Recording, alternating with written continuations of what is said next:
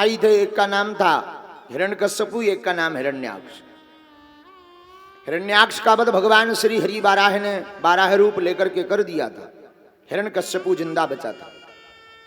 और जब से हिरण्याक्ष का वध किया तब से हिरण्यकश्यपु भगवान विष्णु को अपना शत्रु मानने लगा। क्या मानने लगा? शत्रु।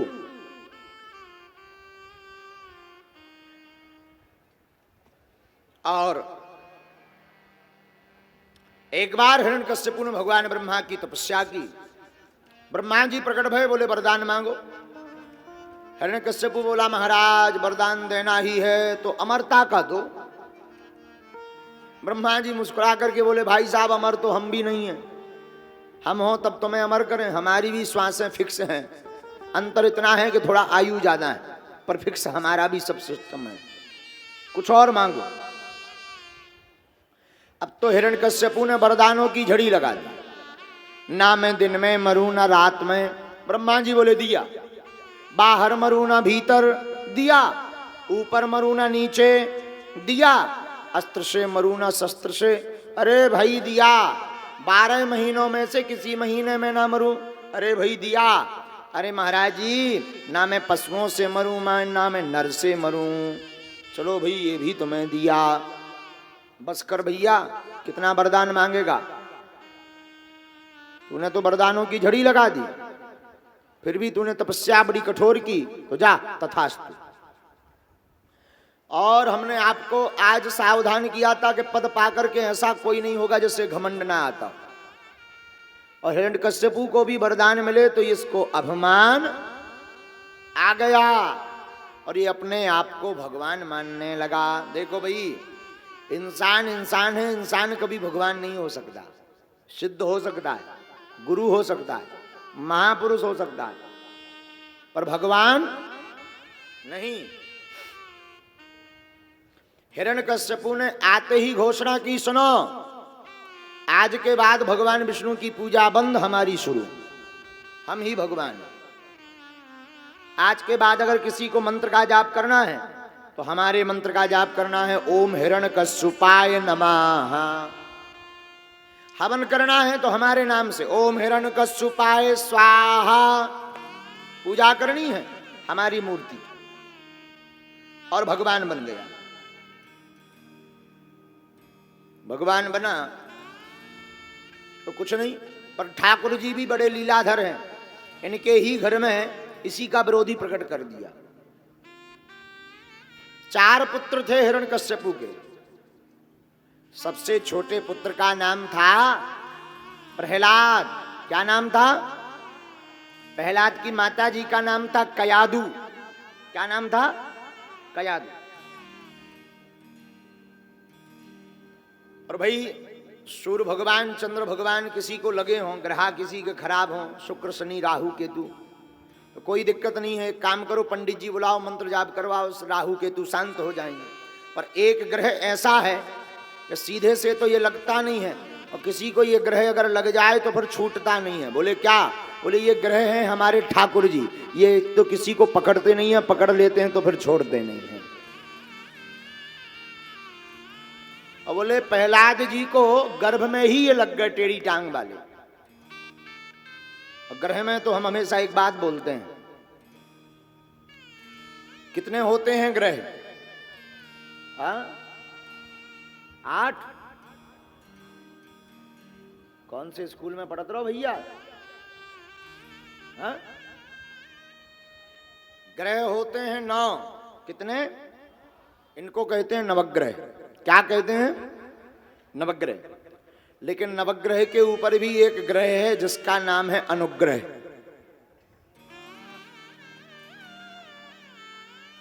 नवग्रह के ऊपर भी एक ग्रह है। आपके शुक्र राहु केतु अगर बिगड़े हो तो ये तो है नवग्रह, चिंता मत करना। नवग्रह के ऊपर है अनुग्रह। अगर राम जी का अनुग्रह बना रहे तो नवग्रह कुछ नहीं बिगाड़ सकते।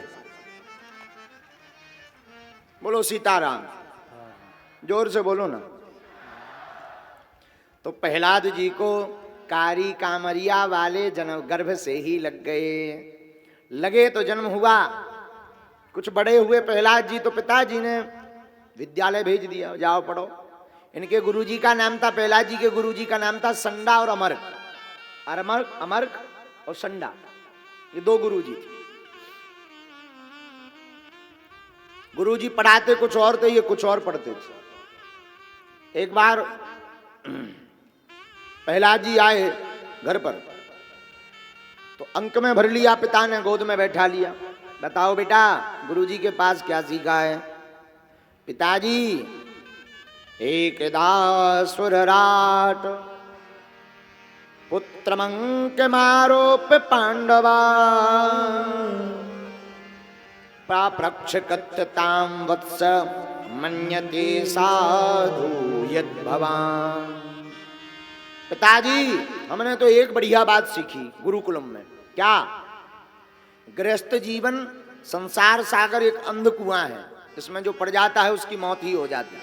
पिताजी, सब बेकार है, भगवान का भजन ही सार है।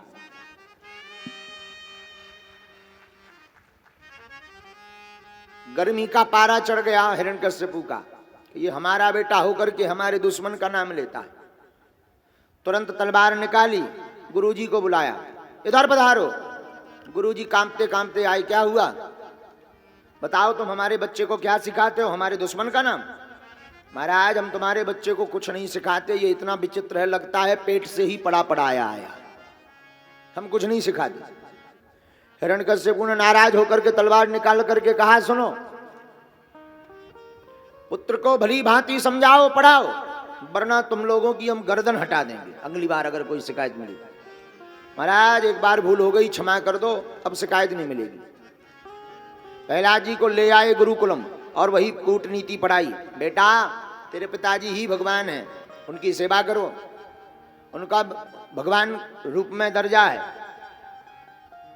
प्रहलाद जी मुस्कुरा करके बोले, गुरुजी तुम भी झूठ बोलते हो, पिताजी पिताजी हैं, भगवान भगवान है। भगवान तो श्री हरि नारायण है। तो गुरुजी हाथ जोड़कर बोले, मेरी मुड़िया निकलवा करके ही रहोगे तुम। दोनों गुरुजी हाथ जोड़ने लगे और प्रहलाद जी इतने ज्ञानी के गुरुजी को ही सिखा देंगे। कुछ दिन प्रहलाद जी चुप रहे तो गुरुजी को लगा कि शायद ये सुधर गया।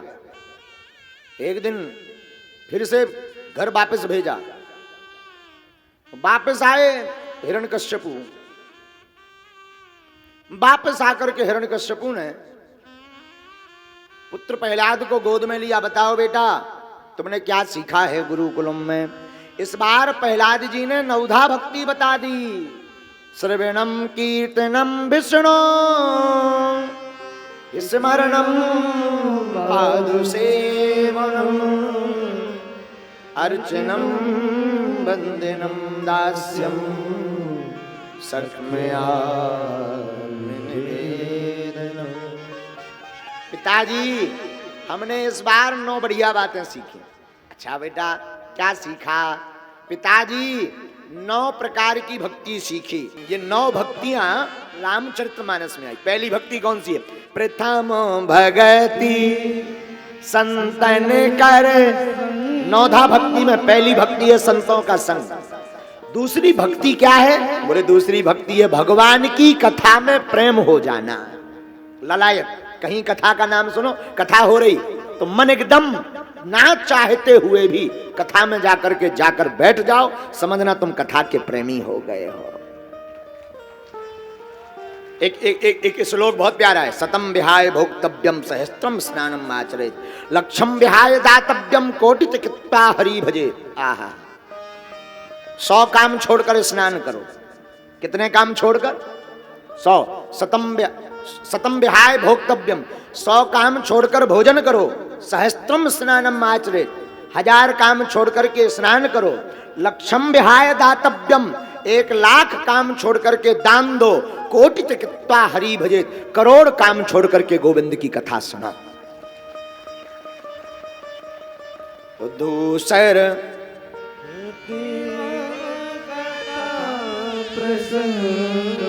दूसरी भक्ति ठाकुर की कथा में प्रीति। तीसरी गुरु पद पंकज सेवा, गुरु के चरणों की सेवा, ये तीसरी भक्ति है। और चौथी भगत मम गुण गण करहि कपट तजिगा।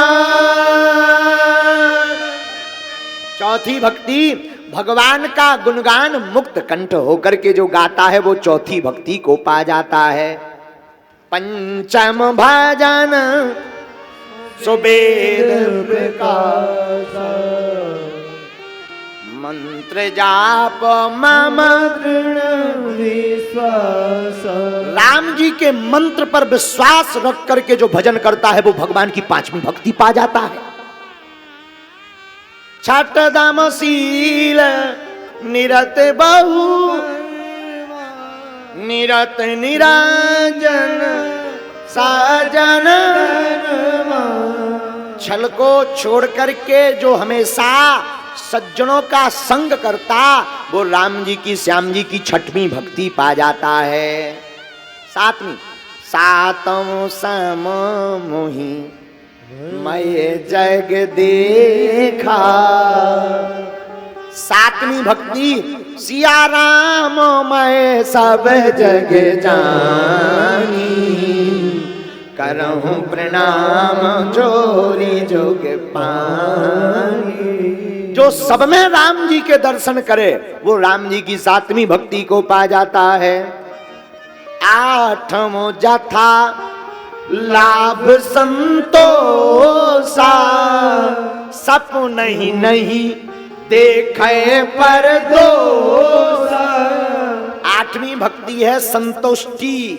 जो मिला राम जी की कृपा, राम जी ने बागेश्वर धाम भेज दिया, राम जी की कृपा। राम जी ने तुम्हें विदेश भेज दिया, राम जी की कृपा। जो प्राप्त हो गया, सूखी रोटी प्राप्त हो गई, प्रेम पूर्वक पालो, भगवान का नाम लेकर। ये मत देखो कि बगल वालों पनीर खा रहे हो, ना ना, तुम सूखी खाओ। हो सकता तुम पनीर खाते तुम्हारी आंतों में इन्फेक्शन हो जाता, इसलिए राम जी ने तुम्हें सूखी दी, उसको पनीर दी, तुम सूखी पाओ। एक बहुत पुराना सूत्र है हमारा, बहुत पुराना काम का सूत्र है, ये समझ में आ जाए तो बात करना। आहा, सूत्र है जो प्राप्त है वही पर्याप्त है। जो प्राप्त है वही पर्याप्त है। जो इस सूत्र को मान लेता है वो कभी दुखी नहीं रहता। तो आठवां जथा लाभ संतोषा और सप नहीं नहीं दे खाए पर दोष। जो स्वप्न में भी दूसरों के दोष को नहीं देखता, जो मिल जाता उसी में संतुष्टि रखता, वो राम जी की आठवीं भक्ति को पा जाता। एहा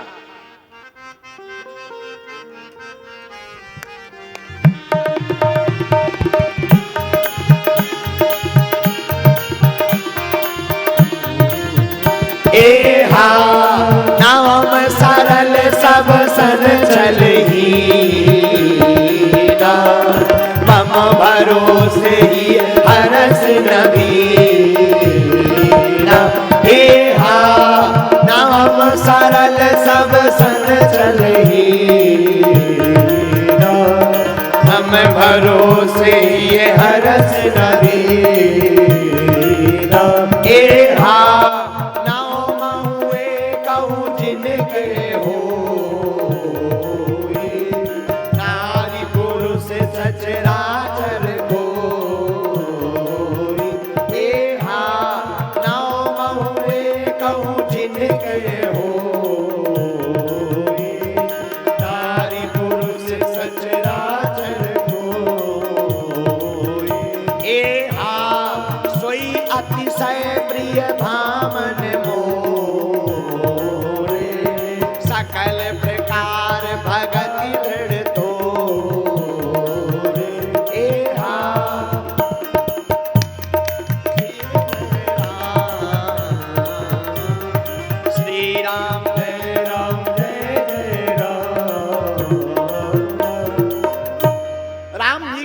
भक्ति कौन सी है? आहा हा, राम जी की नौवीं भक्ति नाम सरल सब सन छलहीना, मम भरोसे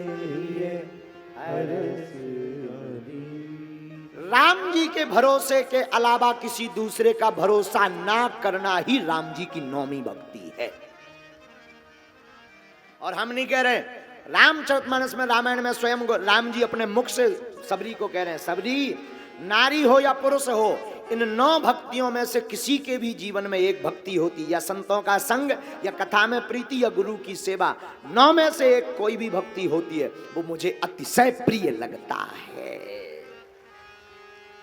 और प्रहलाद जी ने भी यही 9 भक्ति, श्रवणम कीर्तनम विष्णु स्मरणम पाद से। हिरण्यकश्यपु लाल हो गया, तलवार निकाल ली, गुरुजी को बुलाया, इधर आओ। संडा मर के कपने लगे, सरकार क्या हुआ, ये तुम लड़का को सिखा क्या रहे? पहले एक बात अब 9 सिखा दी। गुरुजी हाथ जोड़ का पांव भर के बोले सरकार ये तुम्हारा लड़का ही विचित्र है। बोले क्यों? बोले पेट से ही सब सीखा सिखाया है, कोई सिखाता नहीं है, ले जाओ इसे, आंखों से दूर करो। गुरुजी वापस ले आए, खूब समझाया, प्रहलाद जी नहीं माने, बड़ा प्रताड़ित किया। एक दिन गुरुजी तो गए थे बाहर, प्रहलाद जी को मिल गया एकांत, तो पूरे शिष्यों को, विद्यार्थियों को बैठा लिया, इधर आओ, हम तुम्हें एक पते की बात बताएं। कौमार आचरेत प्राज्ञो धर्मान भागवतानिह दुर्लभम मानुषम जन्म तदा प्रध्रुव अर्तदम तदा प्रध्रुव अर्तदम। देखो भैया, बड़ी मुश्किल से मानव का तन मिलता है। एक काम करो, सब गोविंद के गीत गाओ। तो सब प्रहलाद जी से कहने लगे पागल हो क्या, गोविंद के गीत गाएंगे तुम्हारे पिताजी को खबर लगेगी, सबकी मुड़िया अलग कर देंगे। प्रहलाद जी बोले चिंता मत करो, रक्षा करने वाले गोविंद आएंगे। और सब विद्यार्थी तैयार भरे, गुरुजी तो थे नहीं। प्रहलाद जी और सारे विद्यार्थी ताली बजाते हुए बड़े भाव से गाने लगे। निकुंज में विराजे घनश्याम राधे राधे, निकुंज में विराजे घनश्याम राधे राधे, निकुंज में विराजे घनश्याम राधे राधे, निकुंज में विराजे घनश्याम राधे राधे, घनश्याम राधे राधे,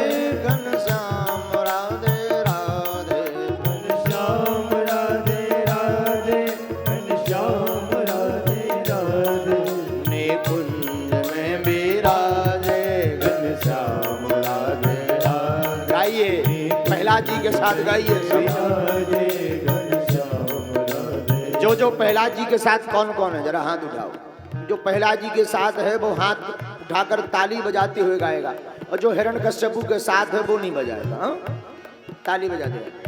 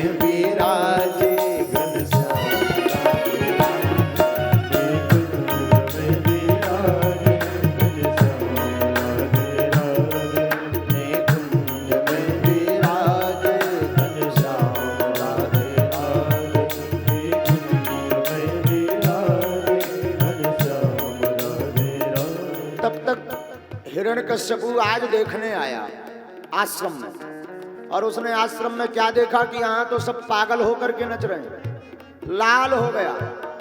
इतने में गुरुजी आ गए, संडा और अमर। हिरण्यकश्यप ने उनकी तरफ देखा कि तुम ये पढ़ाते हो बच्चों को, अब तुम्हारी खैर नहीं, अब तुम्हारी मुड़िया तो गई। संडामर्क जी दौड़े दौड़े गए, प्रहलाद जी को डांटने लगे, ए रुको। लेकिन प्रहलाद जी तो मस्त थे, दूसरे शिष्य का हाथ पकड़ा ही था कि वो करंट गुरु जी के भी भीतर भी प्रवेश कर गया और ऐसा करंट भरा, बोले अब भाड़ में जाने तो मुड़िया कटे सो कटे, अपने राम जी तो भजन ही करेंगे। उन्होंने दोनों हाथ उठाए, वो भी नचने लगे, वो कहने लगे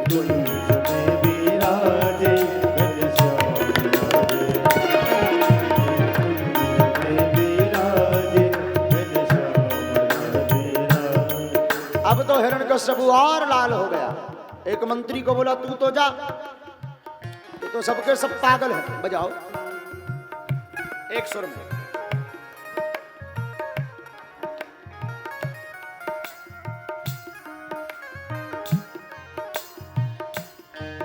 तो हिरण्यकश्यप ने कहा यहाँ तो सब पागल हैं, तू जरा समझा, मैं आया हूं हिरण्यकश्यप। अब वो मंत्री गया, जैसे तुम ताली बजा रहे थे ऐसे ही सब बजा रहे थे। प्रहलाद जी सब विद्यार्थी गुरु जी और ठुमका लगा रहे थे जैसे तुम लगा रहे। एक का हाथ पकड़ा, ए भाई रुक, देख राजा आए, राजा हिरण्यकश्यप। उसने धक्का दिया और ऐसा धक्का लगा कि भीतर भी धक्का लग गया। उसने भी कहा कि राजा गया भाड़ में, तुम भी मस्त अब हम भी मस्त। उसने भी दोनों हाथ उठाए,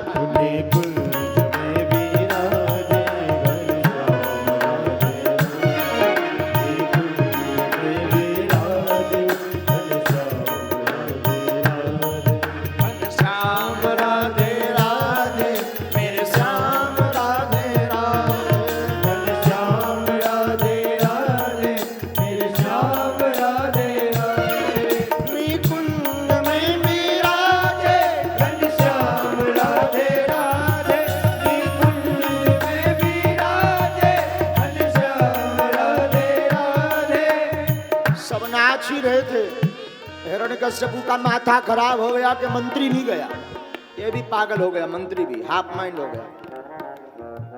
हाँ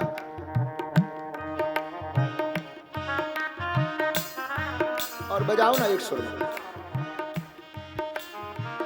अब हिरण्यकश्यप ने विचार किया क्या करूं। 2-3 सिपाही थे, उनसे पूछा क्या तुम भगवान का भजन करते हो? सिपाही बोले कभी नहीं किया है। नहीं, ये जो कर रहे हैं तुम्हें कैसा लग रहा? गुस्सा आ रही है। तो सिपाहियों से कहा जाओ जरा इनको ठिकाने लगाओ। सिपाही गए, ए भाई रुक, ए भाई रुको। कौन सुनने वाला? तुम्हारे जैसे ही।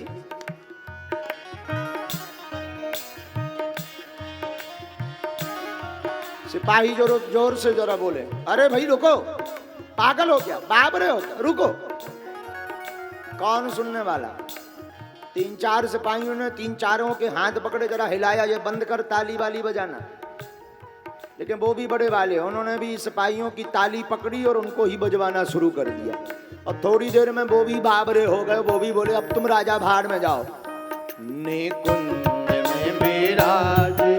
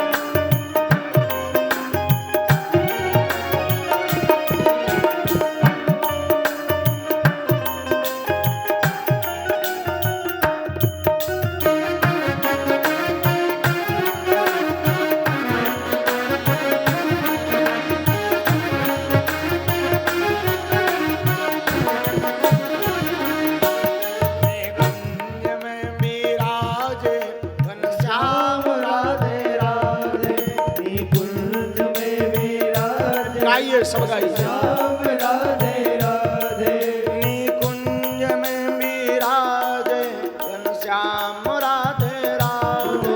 निकुंज में विराजे घनश्याम राधे राधे निकुंज में विराजे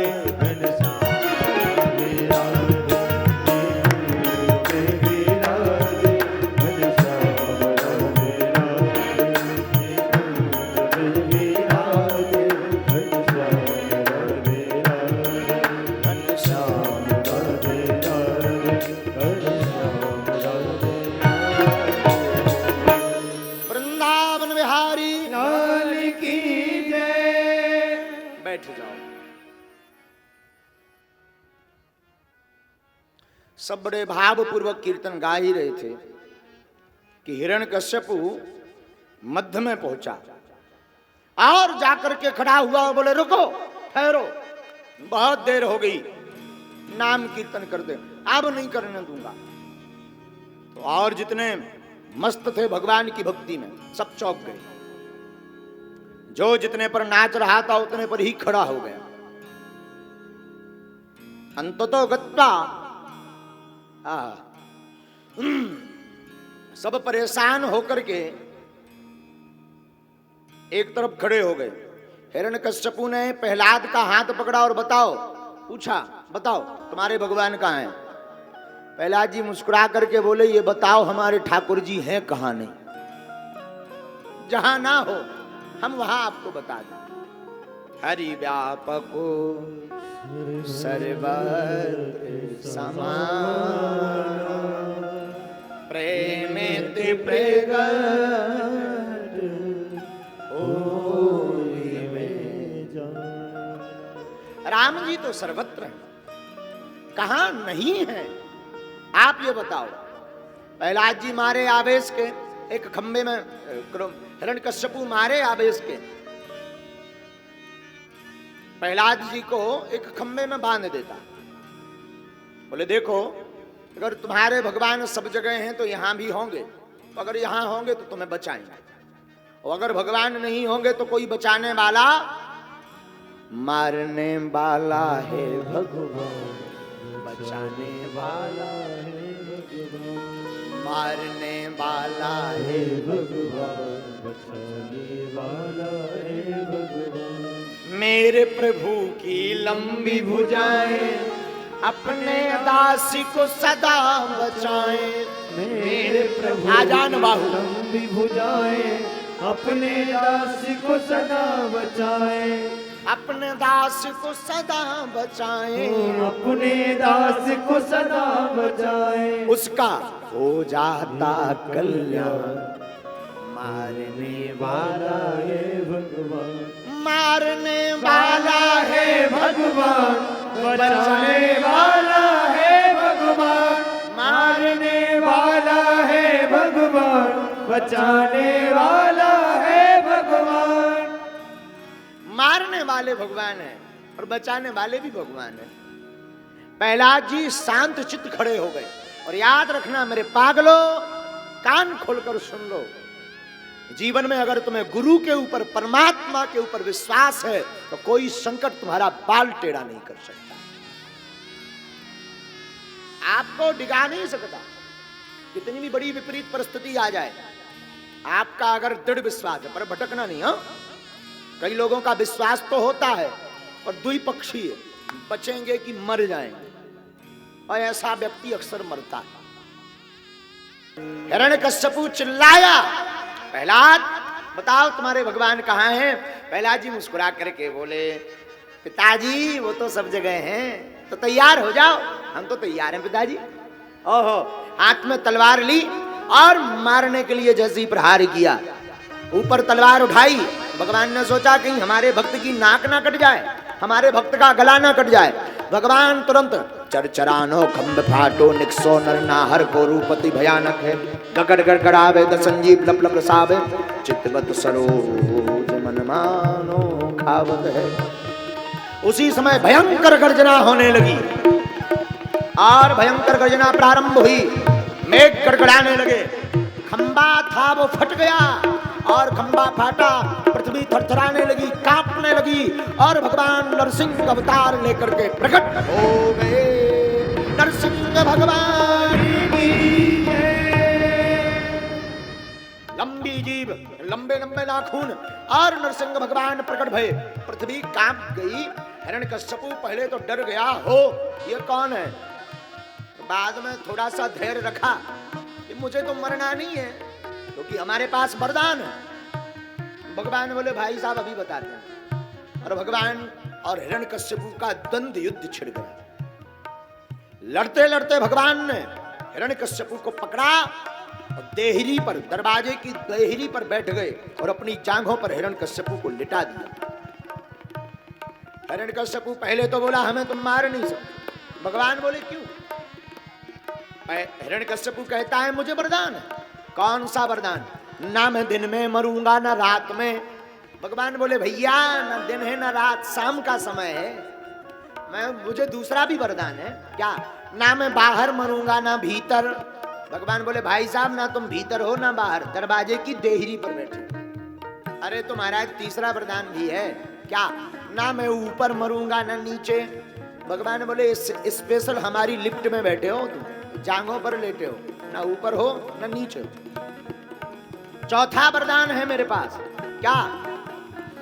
ना मैं अस्त्र से मरूंगा ना शस्त्र से। भगवान अपने नाखून दिखा करके बोली ये देखो तुम्हारे लिए यही बहुत है। हिरण्यकश्यपु बोला तब भी मुझे मार नहीं सकते। क्यों? पांचवा वरदान। क्या? ना मैं पशु से मरूंगा ना मानव से। भगवान बोले मेरी डिजाइन देख कि ब्रह्मा जी की फैक्ट्री में भी मटेरियल नहीं है ऐसा। हाँ, उनकी फैक्ट्री में भी ये मटेरियल नहीं है। मुझे देख ठीक से, ये फिटिंग का सिस्टम उसके पास भी नहीं है। मैं आधा नर हूं आधा सिंह हूं, इसलिए लोग मुझे कहते भी नरसिंह है।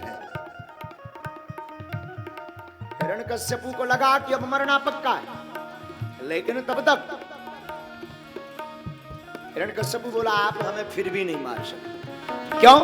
मुझे छठवां वरदान। क्या? मैं 12 महीनों में से किसी महीने में नहीं मरूंगा। लो अब तो मैं बच गया।